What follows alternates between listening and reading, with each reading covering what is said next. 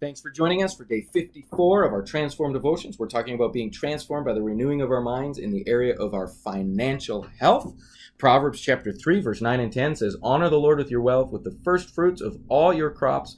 Then your barns will be filled to overflowing, and your vats will brim over with new wine." Did you know that God means finances in your life to really be for two things? He means them to meet your needs, be a blessing to you, and he means them to be a means by which you can be a blessing to others.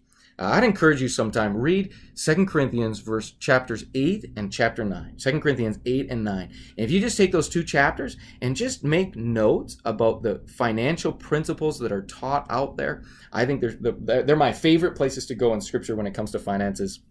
And in those passages, 2 Corinthians chapter 8 and chapter 9 talks about that very thing. It says, God is a God who provides bread for the eater and seed for the sower.